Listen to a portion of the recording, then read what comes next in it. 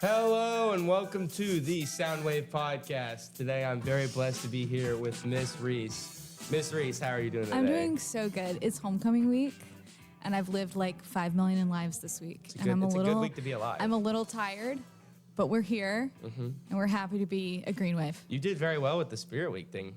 Okay, The little bit that you were in there. Which are you talking about? My performance? Yeah. Yeah, I was a mass singer. What, the mass singer? Yeah. Yeah, I was. The rat? It was a cat. It was pretty good. It is confusing because it does a little bit look like a rat. The microphone went out a couple times, though. You had to redo it. That was kind of embarrassing. It couldn't handle my voice. Yeah, but it was good. Thank you, All thank right, you. so we have a couple questions for you today. Go along, answer them, So, yeah. Okay. So our first question of the night is, how long have you been doing theater? How long have I been doing theater? Okay. So I always tell people, they're like, how do you get started in theater? Well, and people that grew up in this time would understand. But in the 90s and early 2000s, churches were a very theatrical place. Like we did like these huge passion plays. Like I went to First Baptist Church in Myrtle Beach. We did these huge passion plays and everybody in the whole church was in them. And it was all about like, it would always be around Easter time and all this stuff. And, I just loved being in that. And I was that kid that, like, you went to vacation Bible school, and I took the performances at the end of the week very seriously. Like, when these other kids were not doing the moves, I was like, excuse me. Like, we've learned this all week long, right? And so I got started so young doing that. And then it kind of just, went into high school. And in high school, I had a very, very strong theater program and show choir program. And I was in four musicals. I was in the drama club. I went to show choir competitions, all those things. So I don't know. So you asked how long that I was going into the whole story, but I don't know, since I was like 4 or 5, I've been your whole life. Been performing. Yeah. And then I have a degree in musical theater performance and then a degree in theater education. And it's been my life for a long time. Yeah, that sounds pretty awesome. I mean, it's definitely, went into your personality for sure. Yeah. Very I love bubbly. it. Yeah. I tried to be. And then what made you want to pursue theater? After you, did all that when you were so young, like what inspired you to become? I mean, I think, you're sitting at 17, 18 and like being in the school musical is your life. And you're like, I'm going to be on Broadway. Mm-hmm. And I still love Broadway. It's like a very important hobby to me to go see Broadway shows and like, and obviously theater's a huge part of my life. But I think as I was going deeper into high school, I found a lot of joy in what theater can do for the development of people, like not even really as a performer, but like how can you grow like as a human being through studying the things that we study and learning like collaboration skills and teamwork and like all those things. And so it kind of slowly went from performance-based into like educational-based. So that's pretty interesting. I mean, it's been in your life for so long. I mean, you might as well just pursue it as a career. Yeah, it was what I feel like I knew most. And it's funny because like I always look back and I'm like, I wasn't like bad at other like areas or whatever. Like I look back and I'm like, oh, it would have been cool to do this career. Like sometimes when you get older, you're like, whoa, I would have really loved being this or would have loved doing that. And it's because, but at the time it's like, it's what I loved. And ultimately, I felt called to. Like, when I was going to college, I prayed a lot about where am I supposed to go, and what am I supposed to pursue? And that's where I ended up, That sounds fantastic. And then going away from your life now to the high school life. How do you choose what musicals you're going to do every year? Like, what is the deciding factor on, we're going to do Wicked or we're going to do something else? Oh my gosh, if we could do Wicked. Y'all haven't done Wicked yet? You're not allowed to. Really? Because it's currently on Broadway, so you can't get rights to. Well, we're never going to be able to do Wicked. That sucks. To clarify. That sucks. Mostly because we don't have awesome. a fly system at the school. But yes. What'd you say? We do invest in one. How do you choose what musical? Okay, so for the play, it's just me who makes the decision.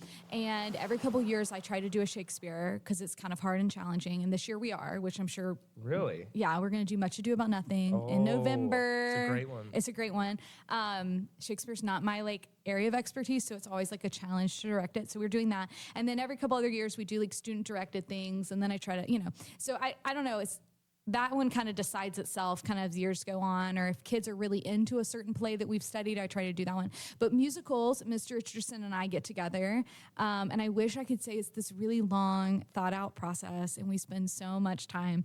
But a lot of times we just throw out titles of shows we like or shows we're familiar with. And really we think about who do we have? Mm-hmm. Like we may have brand new kids that we've never met around the school eventually come audition. But most of the time we have an idea of about the 50, 60 kids that are going to audition. We know are going to audition, right? And we think about them and we think about who could, and I never cast before I see the audition. I've never, ever, ever had I've never even said, oh, that person's for sure going to be this part before I see an audition. And I want to clarify that. But I have to see, are there 3 or 4 people I can see being a certain part? Or is there, who do we have? Who could play what? Because that really helps determine. Like if we don't have a cast for something, then we can't do the show. Yeah, it's good to not like automatically determine who's going to do what. That's what, a lot of people around the school should do, like coaches and things like that. Like, it's good to give other people a shot, even when you have certain people in mind. Well, always have it open. And I will say that, like, I try to tell my students that, like, it is a blank slate. Every time you come and audition, you have an opportunity to prove any idea I had about you wrong or right or whatever it is. Like, so prepare, come and be professional, show us the best, show us how you've grown from last year, because you never know. Like every single year I cast people and I'm like, I would have never thought that would have happened. Yeah, exactly. But it does. Oh, that's awesome. All right. And then going along with the musicals. Okay. Not to be like, going in too deep. What's the average amount of money that, you go into it, the school goes into it, to an average musical at Summerville High School? So we're lucky to have a booster club. It's a lot of work. Yeah. I don't really recommend ever running a booster club, but we're happy to have one. I'm very thankful for the parents that volunteer their time for that. The rights to a musical, okay, so to a play, so that's just permission to perform it. So a play is going to be about $500 is the permission to perform it. The musical is about $3,000 for permission to perform it and scripts and all the, the different materials you need. And then you look set props, costumes for a musical is about $2,000. Wow. So you're moving on. I mean, most musicals I can do for about $6,000. Wow. That's a lot of money. And it's the coming bigger from the show, it comes from it's all fundraised money. Yeah. And of course, like Dr. Leviner is wonderful and she's helped out in many ways as well. But yeah. That's awesome. It's not cheap. I think people think we just like pull things in it. That's not what I was expecting. Like wood and paint and like costuming all the kids and Yeah, when I was in the class, like we had to unload all this wood. I'm like, where is this money coming from for all this, And it's awesome too. Like I have connections. So we have the local Lowe's donate so much. So we get a lot of donations and a lot of help from, sponsors and things like that. But it is a part-time job trying to get the funds together to put it all together. But it's gotten easier as the years gone on because you learn things and you meet people and make connections and stuff. And that's what it's about. It's all about who you know in life. There you go. Are you the only theater teacher? Really? Yeah. Man, so you're doing that all on your own, or you have other people to help you, right? Like along that path? Yeah, like I have a good friend of mine that comes in and does production direction stuff, which is like the sound and the lights. It takes a little bit off of me, a lot off of me, closer to the show. And then, I have some former students sometimes come in and help me assistant direct. And then I have parents, of course, doing a lot of work. And Mr. Richardson takes a huge chunk. I mean, he takes care of a lot of all the music stuff for a musical specifically. And so, yeah, it is a lot of work. But it's the fun part of my job. Like, I love to teach and I love to teach my classes, but the musical, if we didn't have it, that's the fun stuff. Yeah, for sure. Yeah. That's the magic. What has been like your favorite show to do? Like recently or just all time, you doing a show? Like what was your favorite show? Okay. I'll say favorite show to perform in, and then I'll say favorite show I've directed. Okay. So favorite show I've performed in is in 2019, before the world shut down.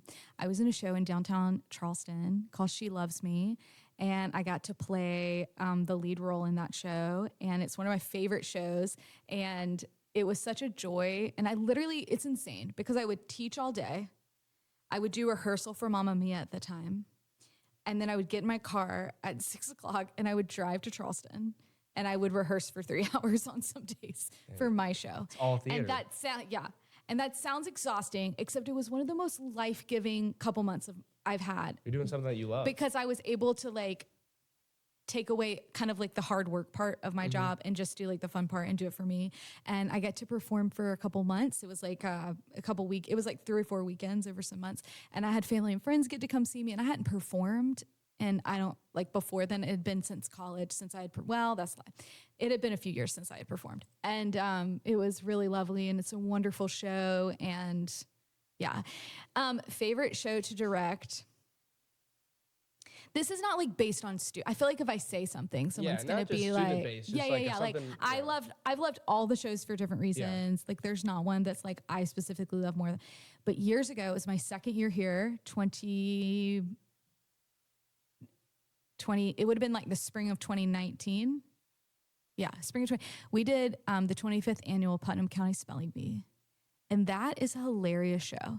It literally is about a middle school spelling bee. I remember that from the class. That's something. Okay, okay, there you go. Yeah, there we go. Listen, guys, Gavin took my class, and he remembers some things from it.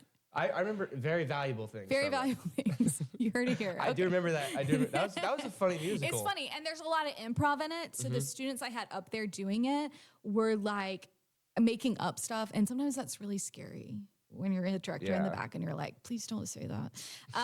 But it was such a funny, and you had audience participation, like audience members came and they're part of the spelling bee. And if they mess up, there's a certain song you sing, but if they do a good job, you sing. So anyway, it was hysterical. It was really, really fun to put together. That felt like a really special cast too. And it was back when I knew very little about what I was doing. And so, but I look back and I love it because I feel like I was figuring it out with the kids. It was a lot of fun. Yeah. And to go along with this, what was you can remember as like the worst show that you have done? Not just like on the kids or just like an experience that you had that just was not great. Okay, I'll tell you a story about last year. You want to hear a funny story about last year? Yeah, I'd love to. I have funny stories. So Guys and Dolls ended up being a great success. It was a huge show. It was so fun. The cast is wonderful. It was a good show. I have nothing wrong to say about Guys and Dolls. It is a very hard show. It was the most dancing we've ever done. The set was hard. The music was hard. It was long. And it was just, overall, the production part of it was very, very, very difficult. And it ended up being a beautiful time. But last year, I had to have tooth surgery. Oh. And I had to get an implant on one of my teeth. And right before Tech Week, I had to get a second I don't know if you know about this, but if you get teeth implants, this is information, you have multiple surgeries. I had another surgery like right before, and I was waiting to get like my final crown tooth or whatever. And I couldn't fit like my partial denture in. Oof. And so literally for a week of school, while I'm trying to finish this musical, and I didn't have time to go to the dentist because I literally have to be at school. I didn't have one of my front teeth. Oh my God. So you're just talking about like a front tooth? And people would look at me, I'm like, okay, guys, I get it. Like, I know. Like, you think I don't know? Like, and I just could not get out. So, like, I physically was, like, not feeling well. I was healing from a surgery. That's so much work to be dumped on. And it was kind of stressful because I'm like, I look like a crazy person and I'm trying to put the show on. And so that was really hard. When I look back, I was like, Guys and Dolls about killed me. But we made it. It was a good show. I have both my front teeth. And it's a lovely time. So it turned out to be pretty good. It worked out. It worked out, but that was really hard. That was really hard. And then going along with directing, what was your worst? Have you had a bad experience being in a play or something like in a musical or anything like that? I've had some unorganized directors. Yeah.